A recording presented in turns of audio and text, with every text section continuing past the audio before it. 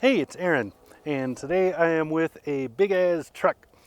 This is one of the few vehicles I've been in the last little while that is taller than I am. This is the GMC Sierra in the AT4 package. It is the heavy duty with the 6.6 liter Duramax under there and a 10-speed Alison transmission. This also has the ATV package. I'll talk some more about that later.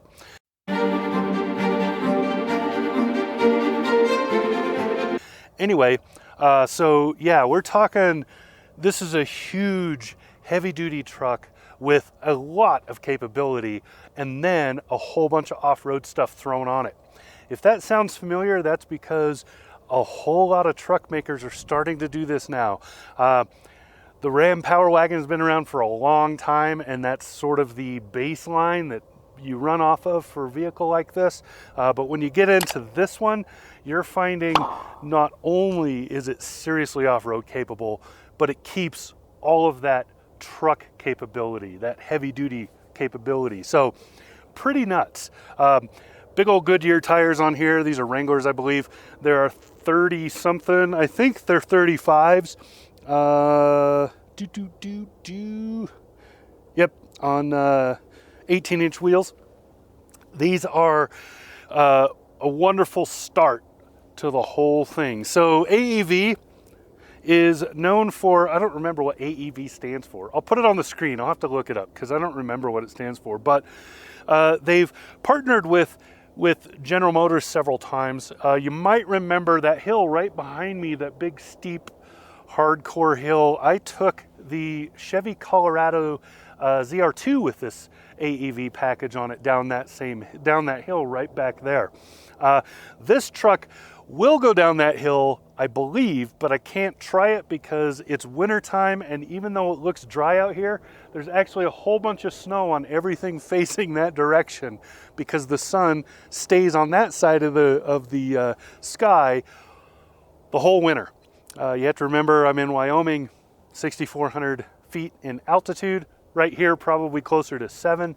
And the sun in the wintertime goes over to the south end of the sky and just stays over there all winter. So the ice and stuff on that has not melted, so I don't feel safe going down it.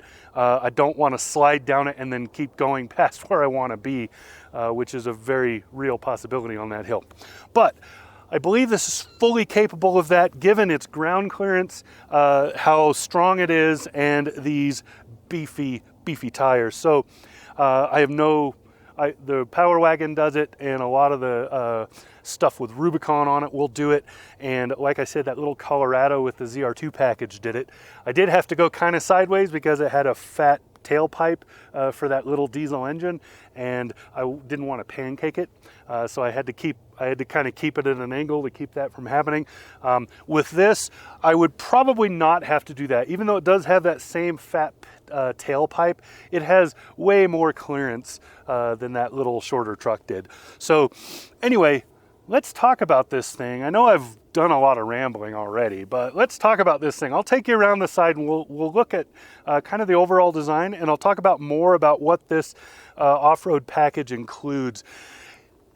But first, I just want to say the Duramax 6.6, probably my favorite diesel engine right now. It runs so smoothly, especially when paired with the transmission the Chevy product, so GMC has been using. Very, very nicely done. It drives like a car, so it has the acceleration and stuff similar to like a car or an SUV.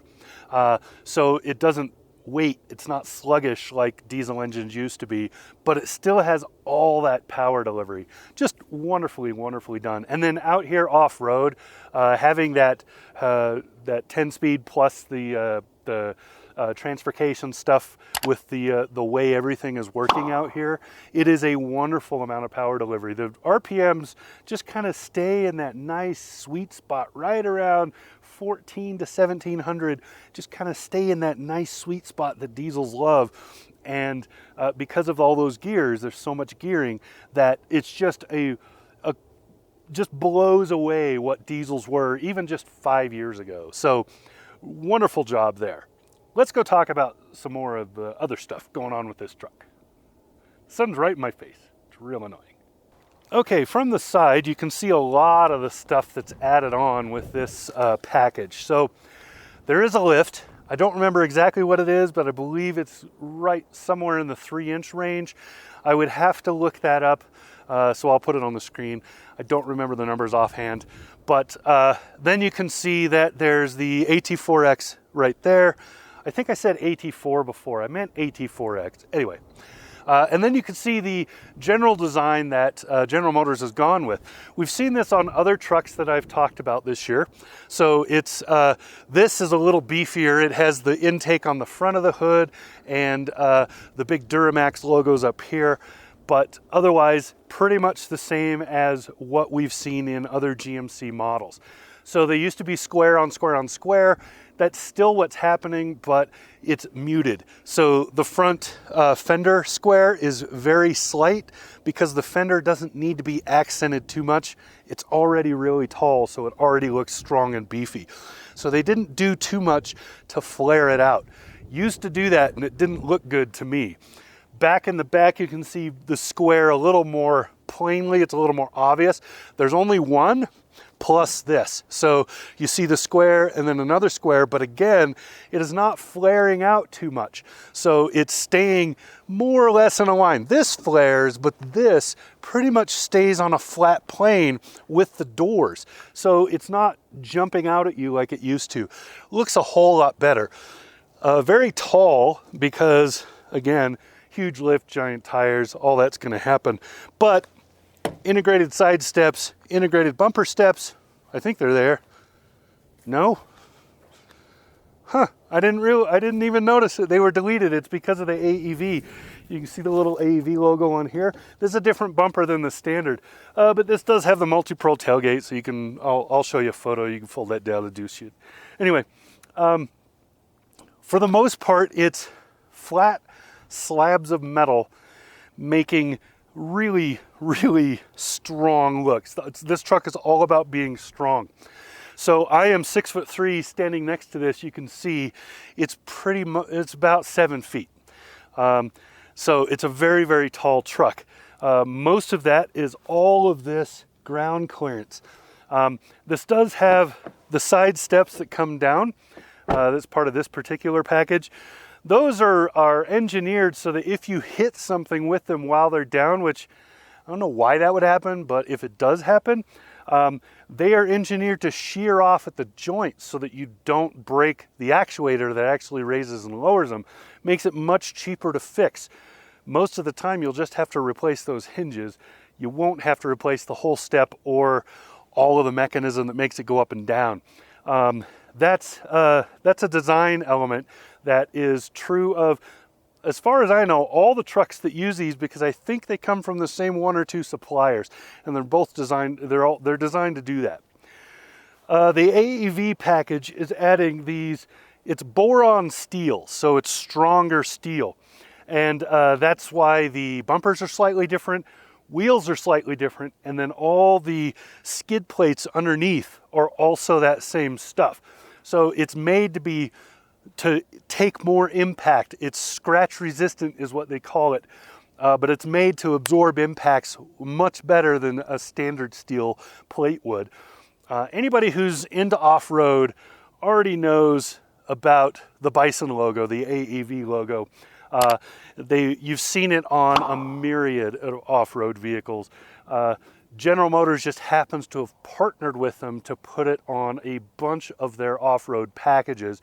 All of them will have that AEV logo all over the place when they do that. This one has one on the tailgate. They're on the wheels and the center caps. They're on little details like I showed on that bumper over there and a couple other things. And then inside you'll see the AEV logo in a couple spots. So wonderful design. So what I want to talk about a little bit before we go look at that working end, I want to talk about what a great marriage there is right here with the off-road kit. So the AT4X, the AEV stuff, that beautiful Duramax 6.6, and that Alison transmission that it's attached to. All of that comes together in such a great way off-road. You get all the torque of diesel, you get all the advantages of the highway ride and the speed and quality of diesel on the highway, and then you get all of the advantages because of that transmission. You get all the advantages of power delivery exactly how it needs to be delivered in most situations. When you're off-road, you want the power delivery to be all about torque. The transmission can stay low geared, plus the transfer case, of course, but the transmission can stay low geared and do that for you. And then as you go up in speed, if you're on the highway or you're driving around town, stop and go, pulling out of lights, you don't have all that hesitation you normally associate with a diesel. So it just all flows really smoothly. It's such a great setup. Now, some things off-road you do not have on this that you can get onto some other trucks, but if you're into that realm where you need that sort of very, very specialized equipment, you probably are going to take your truck to an outfitter and get it put on anyway. So as far as most off-road, so outside of serious rock climbing, very specialized mud bogging, that sort of thing, this will pretty much do it. So this will do everything off-road you can imagine and do it pretty well. If you off-road at speed, so if you're like a Raptor or a TRX fan, then this will do it, but not at the same kind of power output as those others. It's a diesel engine. It is not a speed demon. But honestly, that's a very small niche. Most of us that off-road in the real world, we off-road at medium speeds and crawl speeds. We tend to go around places like this where it's nice dirt, but there's a lot of divot, there's a lot of change in the terrain, there's a lot of things you're bouncing around on and off of. So you don't tend to go over 30, 40 miles an hour. But when you, and then there are places where you're going to be crawling, where you're going to be going 2, 3 miles an hour because it's a very tough situation. This will do that stuff. And like I said, for most of us, that's really all you need. Plus, this has a full-size bed and all the towing capability you could ever want. This does not come, this particular one does not have a fifth wheel or gooseneck setup, but you can very easily put that in this. This is a little bit tall, but it will still fit. I pulled it up next to one just to measure. It will still fit under a standard gooseneck. So if you have a standard gooseneck trailer, it will still pivot just fine and clear this without problems. Fifth wheel, you may or may not need to change the height of your fifth wheel setup in there to lift it, to keep that, because it is pretty tall. And that's true of all of these kind of trucks. If you have any of the off-road trucks you want to point at, all of them have that issue. So anyway, it's a matter of ground clearance. The higher the truck gets, you know. Anyway, let's talk about the working end a little bit more. And then I'll kind of wrap this up, because I know a lot of this is just me gushing over this truck because I really like it. Can't lie. Back here on the working end, you can see the big old pipe for the diesel back there, and you can see the receiver here for the, that's a heavy duty hitch, so that is rated for the truck. I think the maximum bumper pull on this is something like 16,000, I want to say. It's 15 or 16. I'll have to look that up. There's a difference. Most people may or may not know this, but when you get into heavy duty trucks, there is a difference between your maximum tow weight and your maximum bumper tow weight. So if you're back here towing, it's going to be lower than what you're going to be able to do if you have a fifth wheel or gooseneck. Anyway, that's some FYI. Soft open on that, which you would totally expect, and pretty much everybody does. This has a power outlet and plug for an RV over there. Has your handle right here for when you drop this to get the steps. So that comes down like that, and then this comes down like this. This does not have the optional stereo you can put in here. You can Bluetooth to it from your phone or whatever and play music on that stereo that goes back here. That's pretty cool for tailgating, but to me, that's the only gimmicky thing about this tailgate.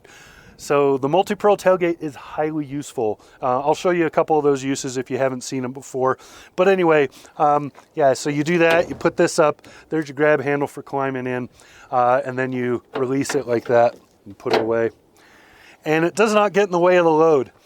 So full-size bed, like I said before, and then you can see all the cutouts for putting things in and making load dividers, whatever else you want to do. And then also dirt bikes will fit in here without hanging out. So cool beans. Anyway, let me show you the tailgate and then we'll talk about some other stuff. So like this, if you measure from here to there, that is a little over 8 feet, which means you can stack 2x4s or something in here and use this to keep them from coming out. Means all you have to do to tie them down is tie them down. You don't have to wrap them or anything to keep them from going up or sliding out. You can just lay them in here and use the tie downs to keep them from bouncing. You're done. That's pretty cool. Then when it's like this, you got a desktop. This is a spot to work, do a little, when you're working on something because you need, whatever it is.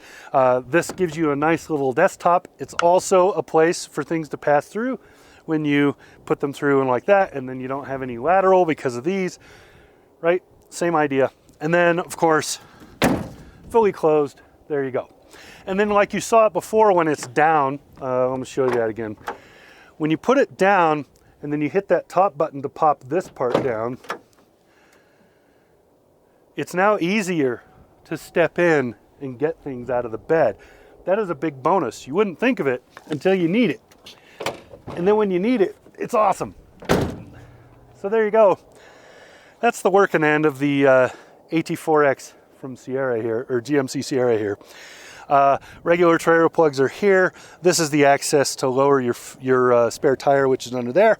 Yes, it comes with a full-size spare. AEV model. There's the logo there. That adds these tow hooks here. This bumper, which is different than the standard by just for in a couple of ways. One of the biggest, most noticeable being the lack of a step back here. You still have this step, of course. And then I don't believe you can see anything else. This is an AEV add-on as well. It's mostly for looks, but it keeps the glare down if somebody's coming behind you. And I think that's it. So yeah, I think I'm ready to wrap this up because at this point, I'm just going to keep saying how great this is. Okay, so there you go. That's the 2024 GMC Sierra HD in the AT4X package with the AEV add-ons and the Duramax diesel engine. This is, like I've said many times, a really great setup. It's a really good package. Not cheap, of course, but this has little added on things like, I really like the seating in this one. It has massage, which you can take or leave. It's nice, but these are electronic. They slide out and slide in with a push of a button in there for trailering, and then they fold in and all of that. And yeah, it's just overall a great truck. I really, really like it. It's heavy duty, so if you don't need that, then maybe this isn't your package. But honestly, if I were looking for a heavy duty truck, this would be at the top or very near the top of my list of options, because the AT4X package is just phenomenal. And then I love the mating of the Duramax and the Alison transmission. It's just a great setup. So there you go. That's what I got. This has been Aaron. Talk to you again soon. Subscribe.